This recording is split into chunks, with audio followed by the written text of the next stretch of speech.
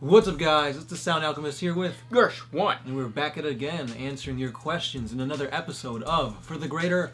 And this time, your featured question comes from Jasmine Ross. Her question was commented down below by putting question followed by her question, which is what you should do if you want us to answer anything for you guys. Just comment down below, put question followed by whatever topic you want us to discuss on this video. So she asks, how do you get people into 40K? That's a really good question because we've been playing for so long that most of our friends already are like at our level.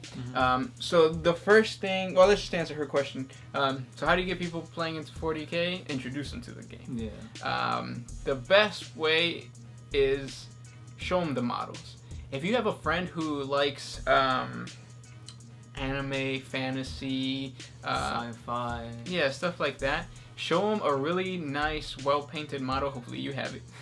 And then just you guys could start talking about the fluff. Those types of things really get people hooked. Another thing you could also do is if they play any other tabletop game, introduce them that way. But yeah, like the best way is just invite them over to a night of games, and then just say, like, you know, you want to watch us play 40K. Yeah, you kind of have to like it. It takes a certain type of person to play Warhammer 40K because it's not a fast game.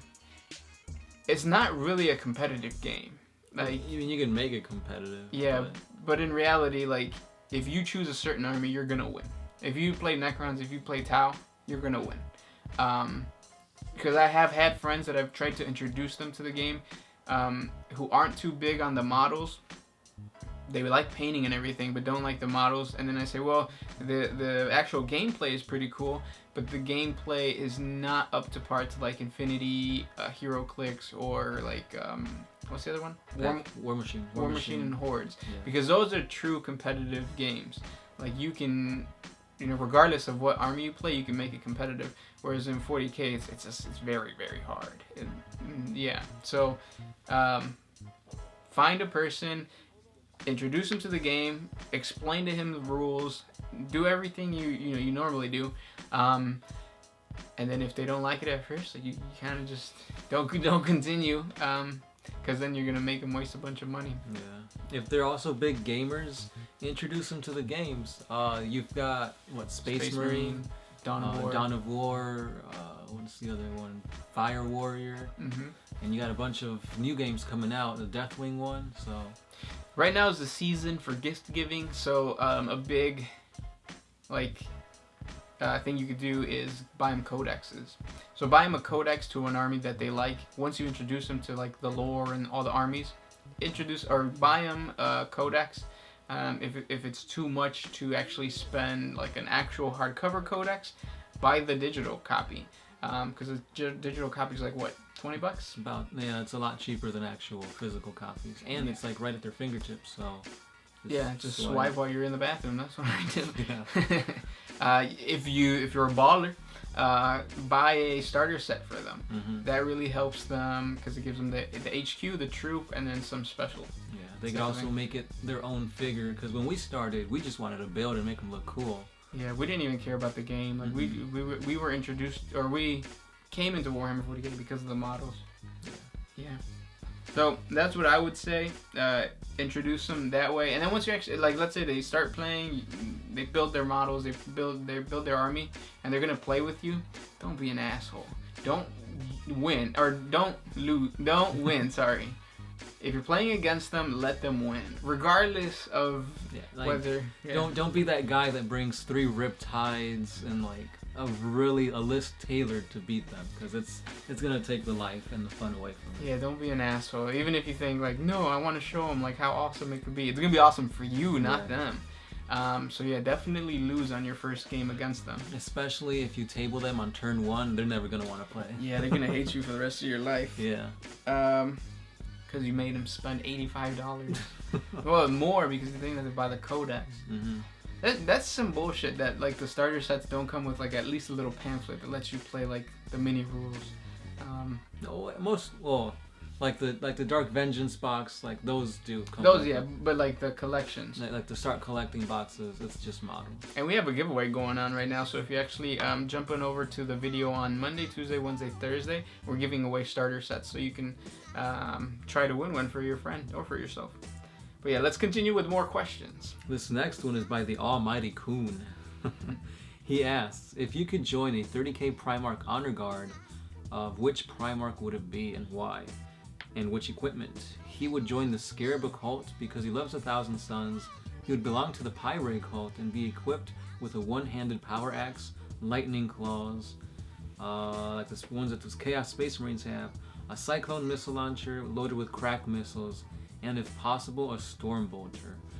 That's a lot of weapons on top of you being a Psyker. I wouldn't want to mess with you. Yeah. But let's see. What was this question? What type of honor guard would you be in, and what equipment would you want to have to protect your Primarch? Okay.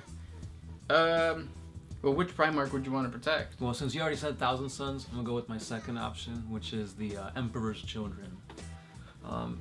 What I would want to have is one of those like power spears that they have. It looks badass. Again, missile launcher and a Storm Bolter, because why not?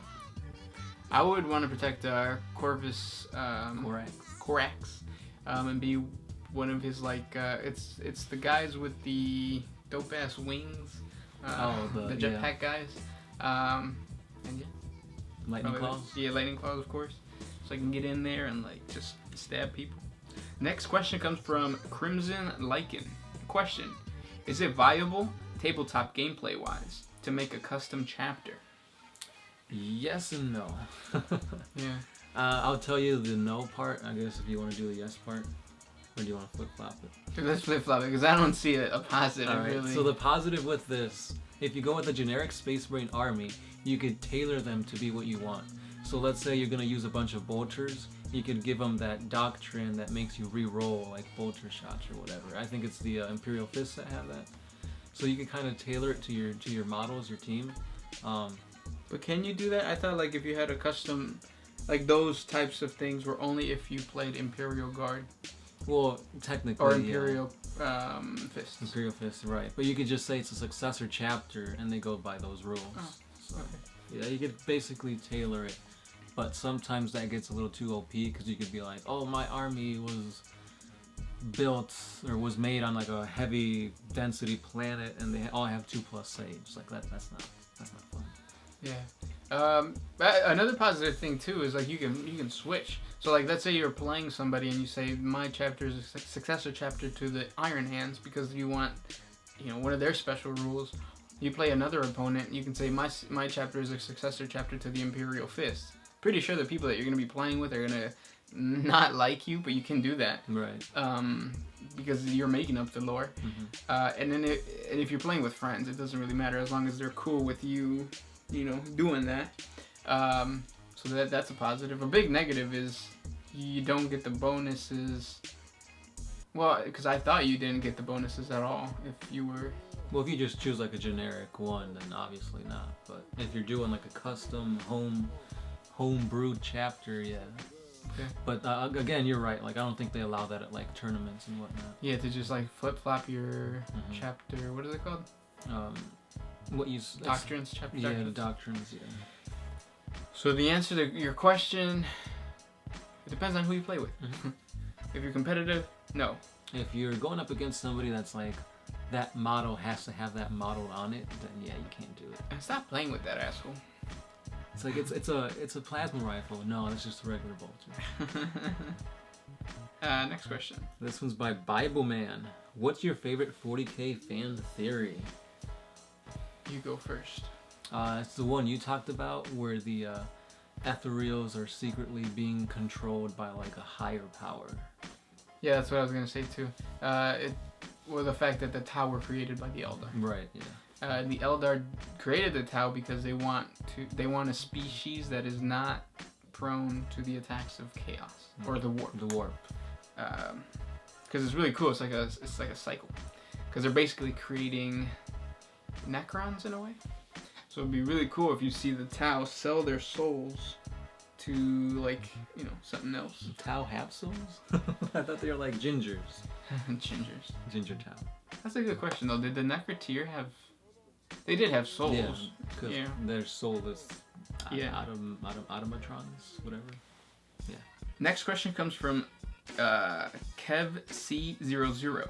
If Abaddon was to be defeated or removed from power, who do you think would take over as a champion of chaos? I think it would be... Well, I think it would be Korn. Or Karn. Karn the Betrayer? Yeah. Yeah, I think that's a good embodiment of chaos, since he's like, just kill everything, you know, attack, make it chaotic. I'd say if he dies, it would definitely have to be a demon Primarch that takes control. Oh, yeah. I'd say Magnus, maybe, since he is a big guy right now. He's a model. Yeah. The rumor has it that there is going to be an Angron model, which is kind of funny. Well, a demon model. So I guess it makes sense, because I was going to say they already have an Angron model in Forge World, but this is going to be the Angron demon model. It's going to be interesting. John Howard. Yeah. Blood Angels or White Scars, who would win? Both chapters are at full strength and led by the respective chapter masters. I'd say the Blood Angels. The Blood Angels are who? The White Scars. Oh, okay. I'd say Blood Angels because they've got more... Well, they've got more lore, so that means they've got more options. Like, they got that, the Blood Talon Furioso Dreadnought. They got the Death Company. They got Librarian Dreadnoughts. On top of that, they're being led by Dante, which is literally the best commander in the Space Marine, I guess, army, whatever, forces. Yeah. So yeah, I think they've got at least a step above the White Scars. I would say White Scars just to say something different, because they have motorcycles, and I guess motorcycles in the meta are much better now. Well, yeah, because they can move 12. But they've got fast vehicles. Who, the Blood Angels? Yeah, so they're like Predators can move 12 inches and fire as if they moved 6. So. But can they speak a dialect that's not High Gothic? Nope, they can't. Nope. Talos Demon R. If you killed a demon in the warp, would that kill it for good? No. So when you actually kill a demon. Oh, you killed it in the warp. That's a good question. No, I don't think so, because like the warp, that's where they come from, so they're probably like... I think they would just turn into like Stardust, except it would be warp dust. I haven't seen anything in the lore, because I know like if you kill a demon, he goes back to the warp. But if he's already in the warp, where does he go? Because technically you can't kill a demon like for real, unless you know their true name. Or you've got like one of those weapons that are specifically tailored to defeat demons. So the answer is yes, it would. Yeah. It would destroy the demon because you're in the warp, I guess. Next one is by Marco Yannetti. He asks, Sicarius or Lucius? Who wins and why? So Lucius the Eternal against Sicarius, Cato Sicarius of the Ultramarines. Now Lucius has that armor where if he kills somebody, or if he gets killed by somebody, they become Lucius next. I think just because of that, Lucius got it. I don't think plot armor can save. Well, if it's Matt Ward, technically, anything can happen. So. I'll go with your judgment because I don't know the two characters that well. Dog is Happy Zero says, as I understand it, the religion worshipping the God Emperor is in direct conflict with the Emperor's original desire to create an empire free of religion. Does the Emperor condemn this worship of himself, or does he see religion as a basic human necessity? So in the beginning, the God Emperor saw that Lorgar was like worshiping him as a god, and he actually punished Lorgar for doing that. He like blew up. Well, he didn't blow up, but he like massacred their like home city or one of their like major planets. But before that happened, he would see that Lorgar was doing that, and he would kind of brush it off. So I think the Emperor, for the sake of maintaining peace within his realm, his own realm, so there wouldn't be any civil war or whatever, he actually like would let it slide, because I think if anybody who who like sees science and like reason as the truth of the world, which is what the Emperor was saying, understands that religion has a merit. Like religion, there's a purpose to religion, especially when you have thousands of planets scattered all over the universe or the galaxy, and they don't always have the resources, even if the Imperium is connected to them. So you need hope. You need to instill a hope into something, and that something usually manifests into religion. So I think he did understand that it was a necessity for certain planets, but in overall you shouldn't spread it planet to planet, which is why he punished Lorgar. Right. Couldn't have said it better myself. And then more questions from Dragon Punch 903. Did you run out? No, I've got it. Oh, you got it? Okay, yeah. cool. Can you guys fuse into Sound 1 or Gersh Alchemist? Fusion. No, we need practice. Yeah, sorry. Well, our tips didn't touch. Next question. This one is... What's his name? Renata? If I wanted to run a mech army with no infantry but lots of artillery and tanks, what would be the best bet to choose? I was thinking the Imperial Guard. What would that be? What would your advice be for a beginner? Do you think that suits are considered mechs? Because if you do, Tau is your Tau, or you should even Eldar. Right. Because Eldar have the Wraith Knights, Wraith Lords. Yeah, but then the Skimmers. What are those called? Well, whatever the starter set comes with, it comes with like it's right there. Jet bikes. Fire Prism. There you go. And then you have jet bikes. So I guess that can be considered artillery. If not, Tau, if you consider suits artillery. And then if that doesn't float your boat, then yeah, go with Imperial Guard. Yeah, because they got these huge... I mean, literally all you need is like 2 troops, and then you could have the rest, like mech or artillery. So yeah, Imperial Guard is pretty good. The only thing though is with all the hog points, it may not be a very viable army, because depending on what the other person's bringing, if it's Necrons, they could just glance you to death. So just be wary. But yeah, I'd say go for Tau or the Guard. And it's gonna be expensive as fuck if you do the Imperial Guard. Next question comes from Matt Graham. I'm struggling to find people willing to play against me, unless they know how to specifically counter me. What would you suggest to potentially solve this problem? To add a little more detail on this, I'm a Tau player, always have been ever since they were introduced, and genuinely love the relatively recent codex.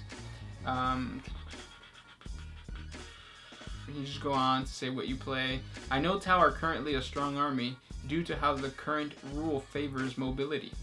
But am I just unlucky with a salty local community? So I guess the community hates you. Yes and no. I say it all depends on whatever your area plays. So if everybody plays an army that's tailored to go against the Tau, you kind of gotta weather it out until the next edition comes out. Yeah, well, but he's saying that how does he find... Because this question is, what would you suggest to potentially solve this problem of finding people to play with him and not struggling? So if your game workshop or wherever you play is struggling with your army, unless you want to stop playing Warhammer 40K, tailor your army to fight them, which means dumb down your army. Yeah, you won't win as much, but the other people will probably have more fun, which means they'll get other people to come and play and whatnot. Yeah, and I guarantee you're gonna have fun if you dumb down your army, because it's always more fun to have a close game than to table somebody. Yeah. Because at the end, the person that you tabled is pissed at you, and that's not fun. Right. Not to mention, like, you feel bad for the person because it's like, well, it's not my. I mean, yeah, you think, oh, it's not my fault that you're playing orcs against my Tau. But it kind of is. You know the game. Yeah. You've been playing for a long time, so tailor to fight weaker armies, and you're gonna have more fun. Yeah, make it a fun list, not a competitive list. Yeah.